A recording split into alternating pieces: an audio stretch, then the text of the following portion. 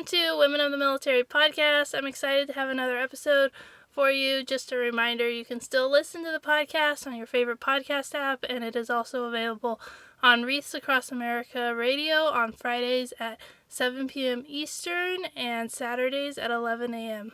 Eastern. Welcome to Women of the Military podcast. I'm excited to do this episode with video. It's something I'm not comfortable with, but we're going to do it anyways. So if you see me moving around a lot, that's why.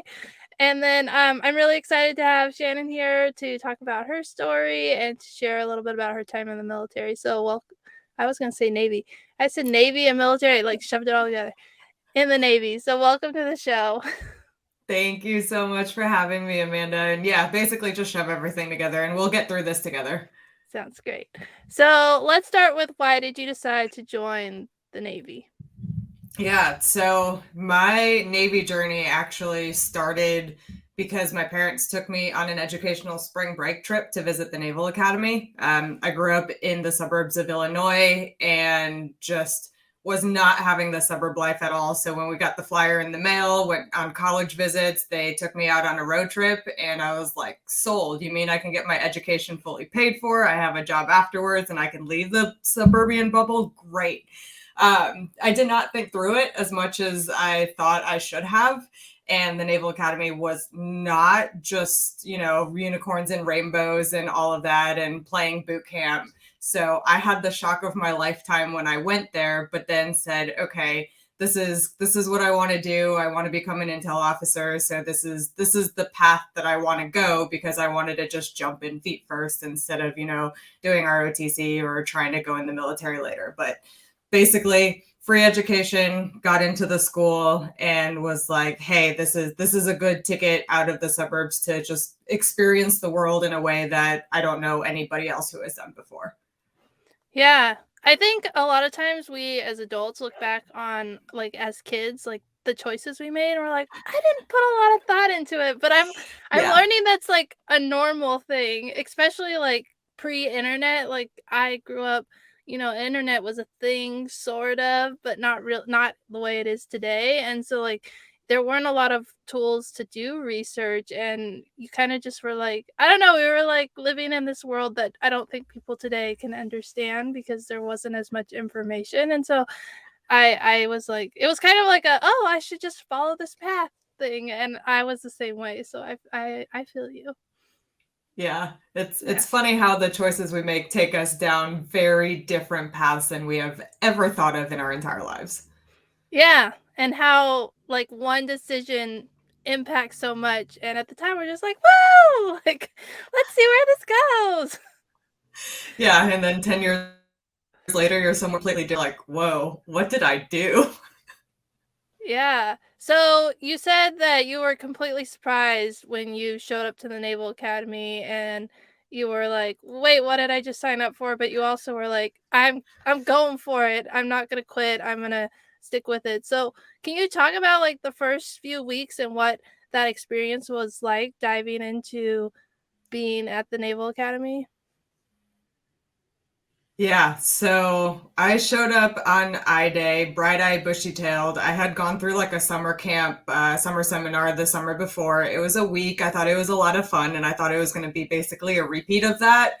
But I already had my haircut, so I didn't have to go through that. I got all of my gear ready, and then we had one last time to just say bye to our parents. And that's when I just broke down crying. I think I told my mom and dad that I want to quit. I want to quit. This isn't what I thought I signed up for. I was being yelled at every turn of the way, and everything just felt like so scary. And I had never experienced anything like that before. And I don't know why, but I let the fear overtake me the entire time.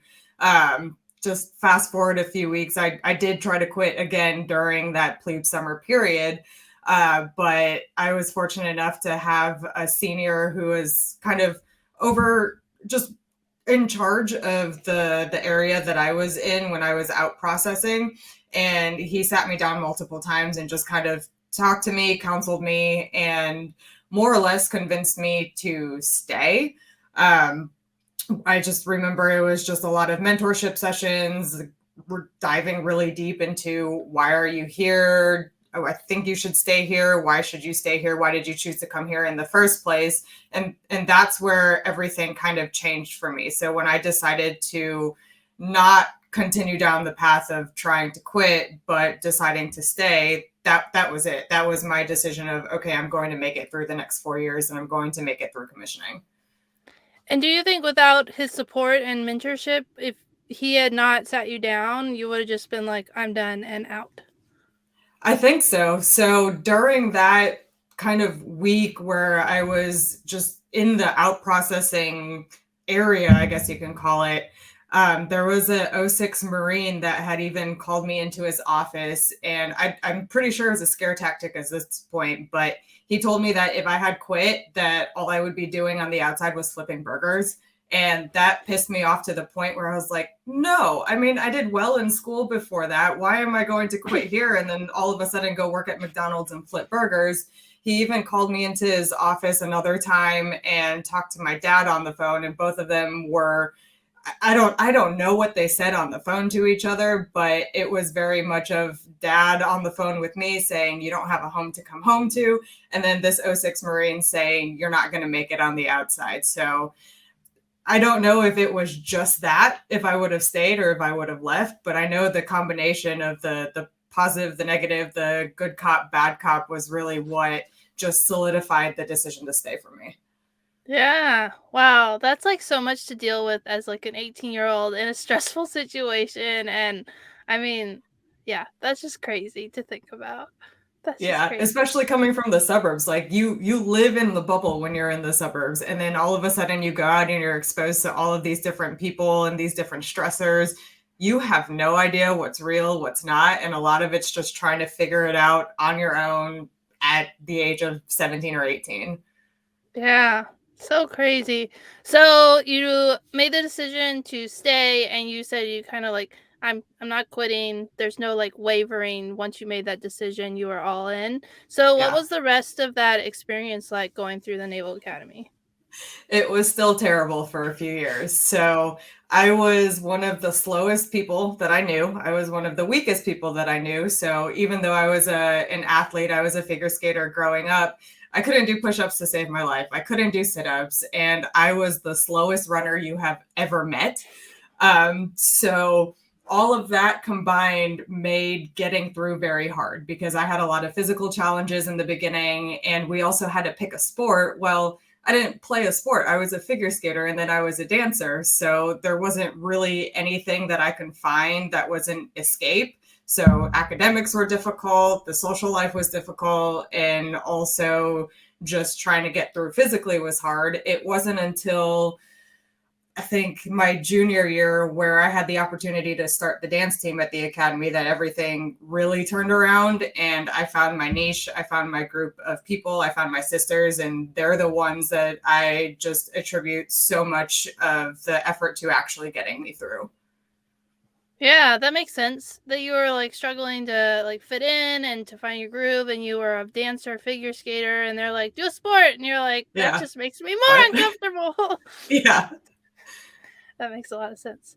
Well, that's really, I mean, I know that the academies, all the military academies are really tough. I'm reading a book right now that's fictionally based on it. And I'm just like, Mhm. I'm so glad I didn't go that route because I know it's like so much work. And I've heard it's like, there's so many great things that come out of it, but it's like something people never want to do again because it's so hard. Yeah, you don't realize the good until a lot later in life. I honestly probably didn't start seeing any of that until this past year. So it took a long time to even admit that I went to school there because in the fleet, a lot of times you don't want to be associated with the academies because there's a stigma that comes with it that's not necessarily good. And when you're an officer, you're like, oh, I don't want to be associated with that type of person. I actually want to get along with all of the people and, build my own leadership skills. So it's a journey. And now I'm still learning to be at peace with the fact that this was a decision I made so long ago and has led me to where I am today. Yeah.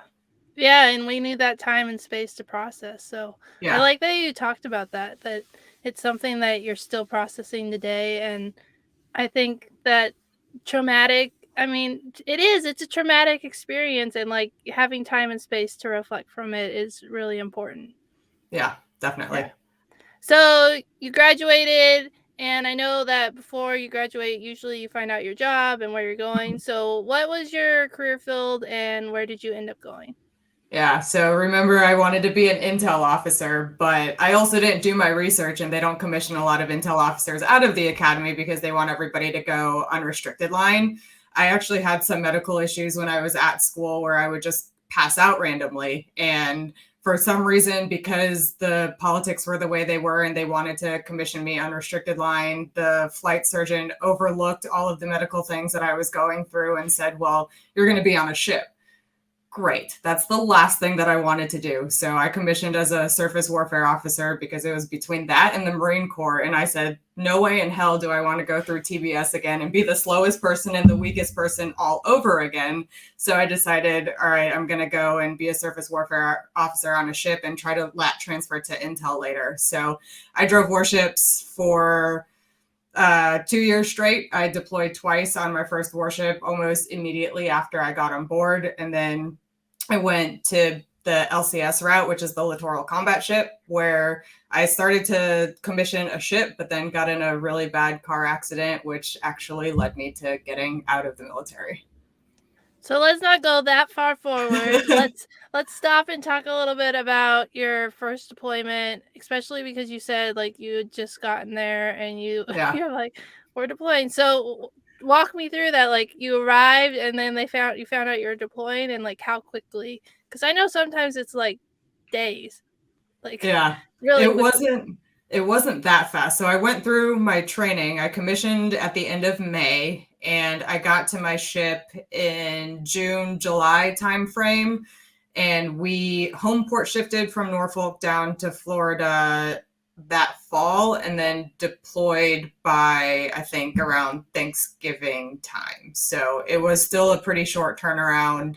And all of a sudden, bye mom, bye dad, I'm gonna be gone for 8, 9, 10 months. I don't know. But it was really being thrown into the deep end. And part of what I wanted at that point too was go in just feet first once again and not really think about it so I can get the full experience. Yeah, and were you still in the process of getting qualified? Because I know that like when you get to ship, there's like all these things that you have to do so that you can be like fully qualified. So like where in the process or like how long did that take? Because I know there's a lot of steps in doing that. Yeah, it took until a couple months after I got back from deployment to be fully qualified as an officer of the deck. So that's where basically you are in charge of the ship itself. Everybody else is sleeping, and you're the one telling people what to do, where to go. At the same time, I was learning my day job, which was the operations intelligence officer, where I had to learn how to operate different radars, how to fix things that were broken, and also how to lead an entire division of men. It was very much just, hey, you're going to do this and you're going to figure it out, and we're not going to give you a manual, but all right, go figure it out. That sounds like crazy. So much responsibility, so many like dynamics, and Yeah. like it also sounds like you were very, very, very busy the whole deployment. Like very busy. Yeah, I don't think we slept much. So if I wasn't doing my day job, which was all the paperwork leadership piece, then it was driving a warship. And I think our watches were about 8 hours a day. So even if you're qualifying, you're still standing the entire watch. And then your sleep schedule rotates backwards. So you're doing that throughout the whole deployment. I also became the briefs officer. So at the end of my tour, I was giving 3 briefs in a row in a day. So I would go from doing my job or doing my main job as a division officer to driving the warship to putting together the brief to actually giving the brief, which is how I got really good at public speaking, kind of just on a dime. Wow. So much and such. And how long was the total deployment? Think about 10 months. Okay. And where did you guys go?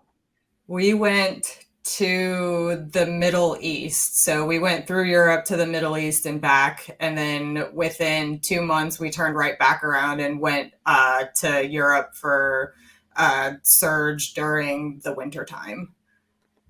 Man, it's just so crazy to hear about like the Navy. They're just like out on the ship doing all.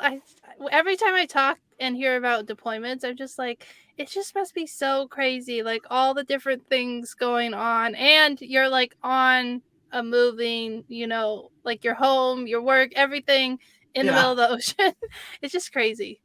Especially when things don't work. We had one of those days too where everything just broke down. There was no power to the ship, and you're just kind of floating in the middle of the Middle East, and it's 100 some odd degrees out, and you're just like, all right, I guess we'll figure this one out too and hope that the engineers know how to fix it. Yeah, that's crazy. So crazy. Yeah. And you said you went on 2 deployments. So that was your first one, and then you went pretty quickly on another one?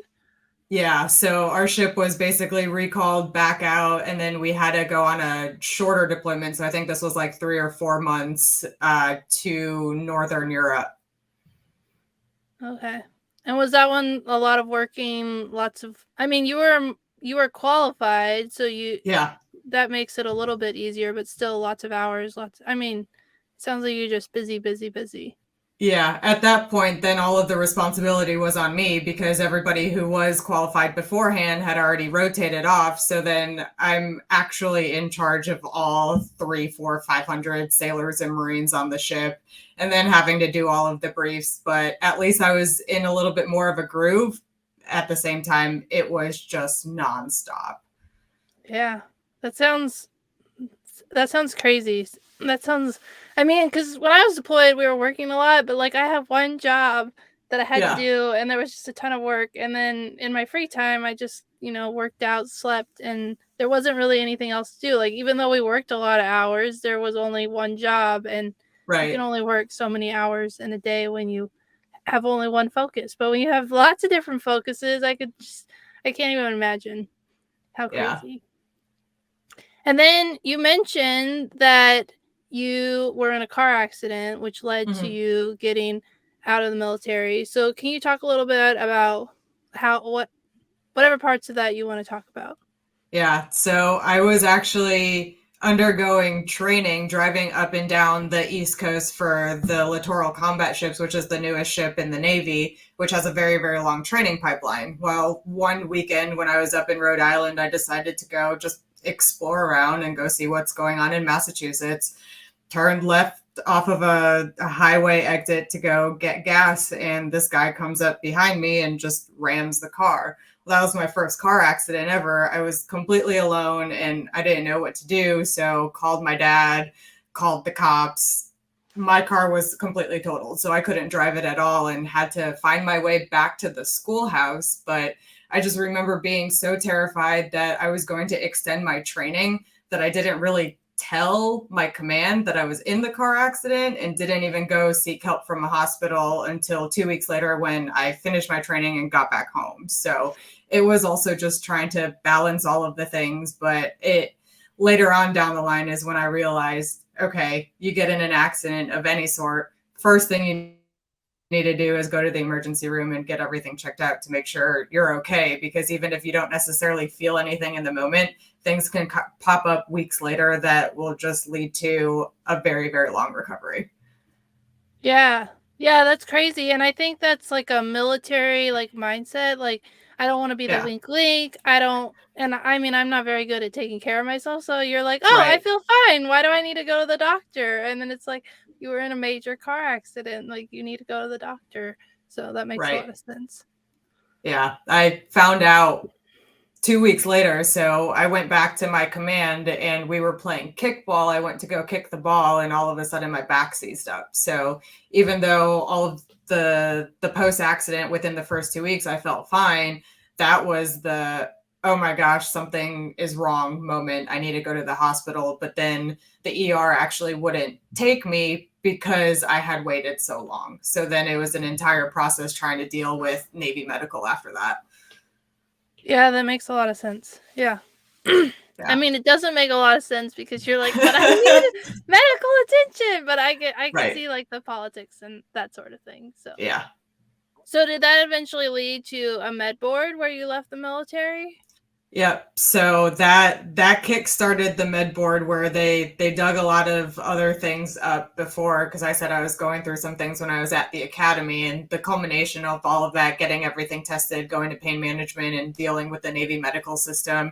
I was on hold for about a year. So they actually reassigned me as the public affairs officer for the entire squadron, which is a pretty major job in itself. That was before Navy ships had Facebook pages. So it was my job to set all of that up, do all of the public speaking, uh, coordination for a lot of the O5s and O6s at the command, coordinate different events, coordinate with the press, while spending half of my time getting shots in my back. So it was another fairly stressful and busy experience, just not actually on the ocean.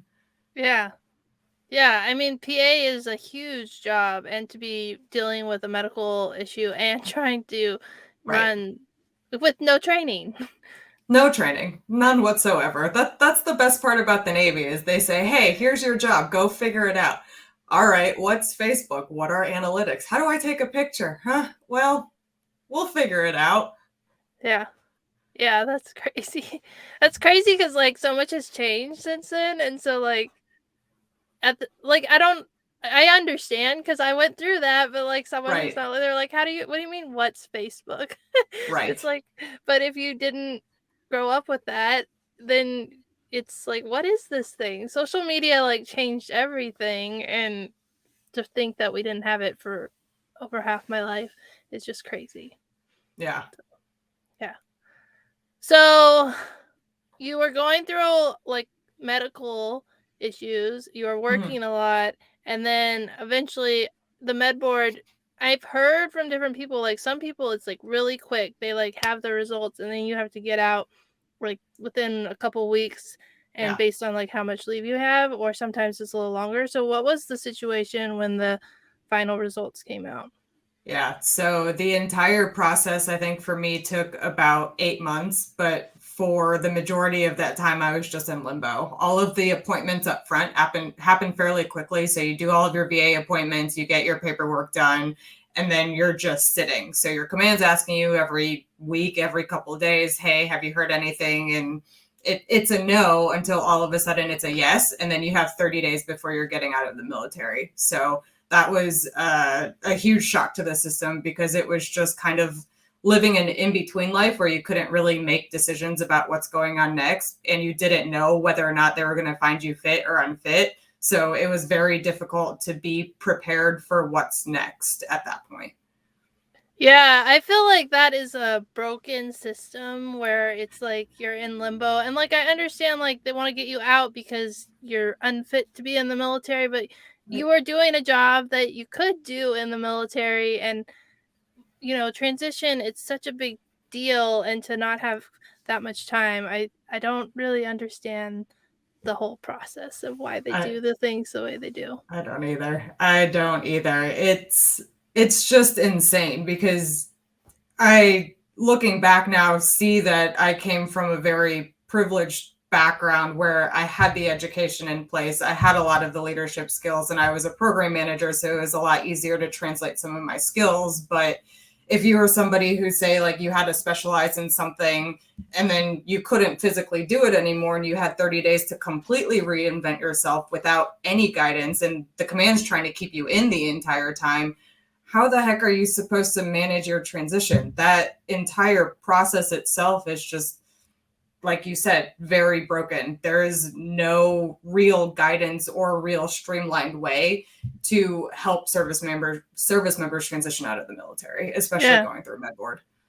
I mean, especially like there's programs like SkillBridge, which you can't take advantage if you have 30 days. No. Because I mean, there's like Right. there's all these programs and tools to help with transition, and then if you have 30 days, you don't have time, and not 30 days. Like I'm gonna plan, and then 30 days. Like it's like a decision comes down, and you have 30 days, and so it's kind of like, yeah. One of my coworkers, she was on a med board and she was just like hanging out doing her job, and then all of a sudden it was like, oh, 21 days from now you're out of the military, and I was like, Yep. how do you even live like that? Because that's not enough time to figure anything out. And so Yeah. No, it doesn't even feel real at that point because it's just like, hey, at this date you're going to come back and you're going to sign these papers. Well, you sign your DD 214, you turn in your ID card, you drive off of base, and that's it. There's no Right. pomp and circumstance. There are no balloons that go up in the air. It's just, okay, what's next?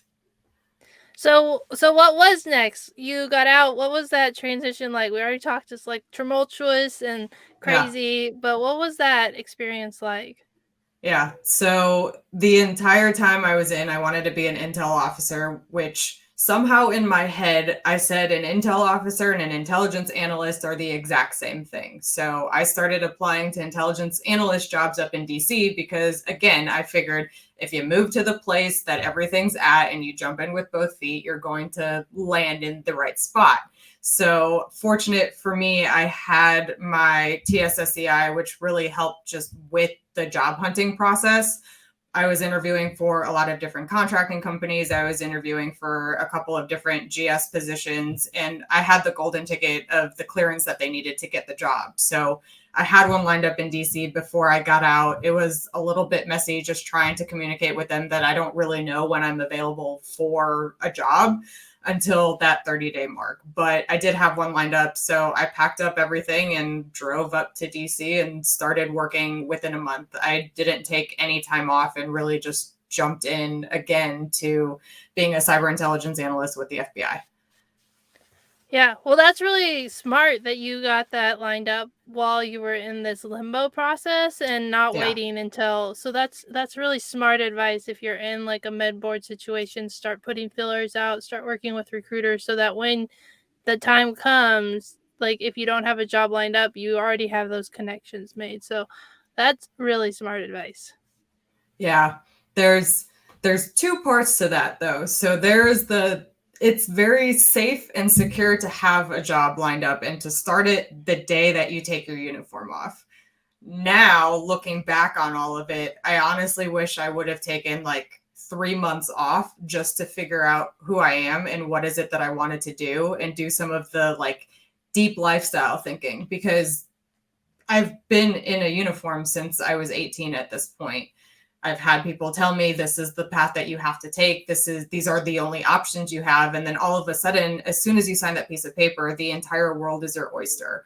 So for me, it was jumping into the job that gave me the experience of this isn't what I want. I don't want to be behind a computer in a skiff for 8 to 12 hours a day. This isn't making me happy. All of a sudden, I'm allowed to choose what makes me happy, but I don't know what that is anymore. And if I were able to just impart advice on people who are in that process of getting out, find a way to take that time off and figure out who you are outside of uniform before just jumping into work if you have the flexibility to do that. Yeah, I think that's really good advice. I got out after my son was born, and I have the same thing. I'm like, I really wish I had like enjoyed the last few months of pregnancy of like Yeah. not working and finding myself, because then when I got out, I was in this new role of being a mom, and I didn't know who I was, and I was like struggling with all these emotions of like, having a baby and getting out of the military and like trying to figure that out. And it took me a long time to process through that. And I feel like that's really, like you were like, I just dove and jump in. It's like, oh, you didn't even take a break. And No. it's so important that you have that time, because like we said at the beginning, like with time you can look back. And I don't think people realize like how much the military impacts who their sense of self is, and then once it's Yeah. gone, who that person is, and you can choose. And that's a Yeah. big deal. It doesn't seem like it, but my husband's in the process. He's actually going through a med board right now and he's trying to figure all of this out. And it's a roller coaster, I tell you. Like for the women, for the men, you might not want to talk about it, you might not want to admit it, but every day is just ups and downs and ups and downs. This is what I want to do. This is no longer what I want to do. Why would I even want to do this? And all of these questions just come bubbling up, but I don't feel like enough people actually talk about it openly to be able to just help each other through that or to recognize that this is going to come and it's okay. Yeah. Yeah, I think transition is so hard, and the military seems to want to have like a quick 1 week class, and like and help you find a job, and it's like there's a lot more to it. There's a lot of emotions, there's a lot of Right. things going on, and if we talk about it and we share our story. I felt a lot of shame when I left the military because I felt like Yeah. everyone it's because I'm a stay-at-home mom and I didn't get a real job, but it's like, no. Then I talked to other veterans who did get a job or went to school, and they're like, "No, it was hard for me too." And I was like, "Oh, it's Yeah. not that there's something wrong with me. It's just that it's a lot of emotions and a lot of change, and it's just really hard to go through all of that." Yeah. Yeah. So you said you didn't like that job working behind a desk all the time, and No. so I have to ask, what are you doing today? Yeah. So a lot has happened since that day. I actually quit that job around 10 or 11 months, so I didn't even make it to a year. I hopped into consulting and then I was fortunate enough to find a job at Google. Started off in sales, but ended leading veteran hiring programs. So that was an entire journey just to get there. But then a few months ago, I was actually laid off, just very, very suddenly. Open my computer one day and you no longer have a job. So I am currently just in a situation where I am fortunate enough to have the time to take off to figure out who I am and what is it that I want to do, because I did just hop from one industry to another and it was always all right. Well, I've got a job. How do I climb the ladder within this organization that I am and then find the next one? So I'm taking the time to figure out what it is that I want and also trying to build the life that I want based off of my values and then the values that I have with my husband. So what that looks like now is exploring entrepreneurship. All of a sudden, in a few months, as soon as he gets his mid-board decision and we learn that he's getting out, we're going to have the 30 days again to do it together. But at this point, we've both been in uniform for so long, or we've both been with organizations for so long, we're getting the itch that we want to answer to ourselves. So we're trying to figure out exactly what it is that we need to do to build a life that looks like that, because it's possible and we've seen other people do it.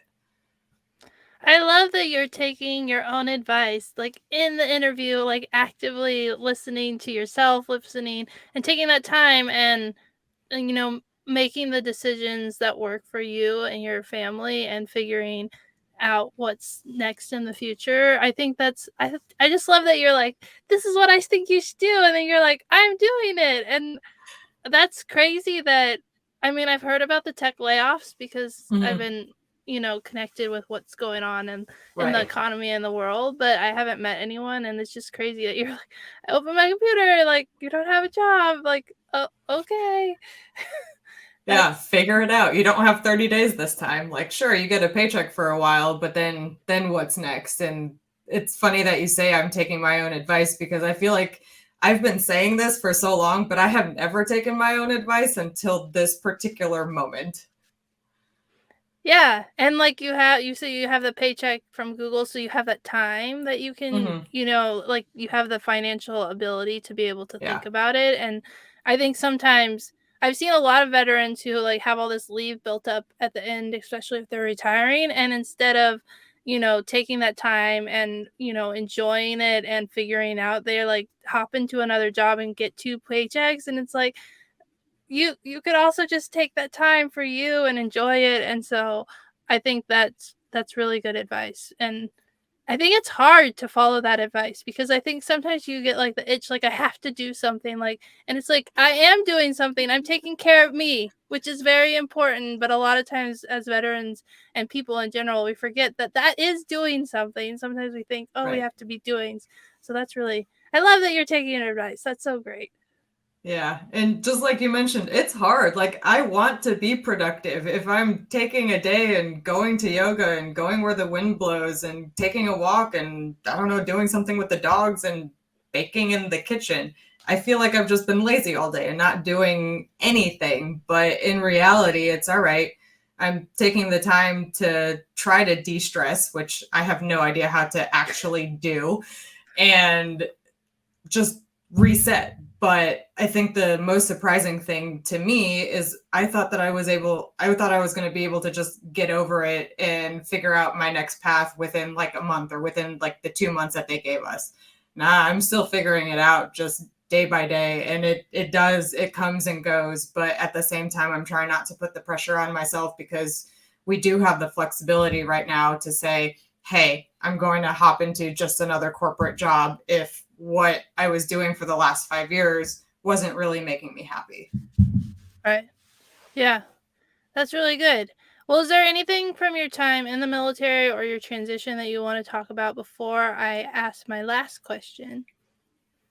Yeah, I think one of the things that I see the most is people not really thinking outside the box. And I know it's a very kind of woo-woo type thing where you don't have necessarily a tactical, okay, what are the steps? What's the SOP to thinking outside the box and acting outside the box? But when you take off that uniform, either as the service member or as the spouse, because you guys are kind of in it together, try to think creatively. Like, go do things that you've never done before, because there is no longer a world on the outside where people are really judging you for what you like to do, for what interests you. All of those things are okay, but a lot of times fear is just holding us back. So, for example, I saw an Instagram ad for like an aerial silks class. And then I went to that class because I wanted to figure out how you can be in Cirque du Soleil and hang upside down from ropes. And then I took my husband to that class before he was injured, and he was doing the same thing with me. You don't never see any men there, but all of a sudden, after we took that class and we had this new experience together, it kind of gives you a new perspective on, hey, why isn't this something that we've tried before? We just said yes to an Instagram ad because we thought it looked interesting, and we didn't suppress ourselves by saying, oh, this isn't for men, or oh, I can't do this because I'm injured. It's how do you find that yes, and then trying to take that concept and apply it to your life. Just like if you're in the military and you're always complaining about, hey, my command made me do this, hey, the military is saying this is the path that I want to go down. All right, when you're getting out, do you want to go work for a corporation who's basically going to tell you the same thing? Or is this a better opportunity to say, I'm going to empower myself to take control of my own future, and I'm going to start my own business, or I'm going to find a way to have 7 streams of passive income or something like that. Those are the stories that I don't feel like we hear often enough, or I don't see a lot of people just doing the things that are going to lead you to live the actual life that you want, because your life is still fairly long after you get out of the military, whether you separate or you retire. There's a lot more to life than just finding a job. And how can you actively just think and act outside of the box during that transition to get you to the point that you want to be as a person? Yeah. And in the past couple months, I've interviewed people who, even while they were on active duty, were doing, like, I interviewed someone who was on Team USA's bobsled team, and then Yeah. someone who was a cheerleader for the 49ers, all this while they were on active duty. And I was like, when I was in the military, I didn't think about like anything else but like doing what I was supposed to do for the Right. military. And the fact that they're talking about like, oh, I'm pursuing my passion and I'm serving in the military, and they found a way to make it work. It just Yeah. it doesn't even have to be during transition. It can be when you're, on active duty. You can start your business, you can start, going to those classes and learning about those things, because I think those things are so important, and sometimes we get distracted and focus like just on what the military is telling us to, and then if you go into a job, then you get focused on like that thing. So that makes a lot of sense. Yeah. Right. And also, kind of at the same time, you bring up a good point of a lot of the people who do both, who do a lot of different things. Like, you can be a cheerleader and in the military, you can be an influencer and in the military. Those of us on the other end who maybe have not figured out how to balance our passion with our job shouldn't look at that and criticize and say, hey, you can't wear 2 hats. It's all right.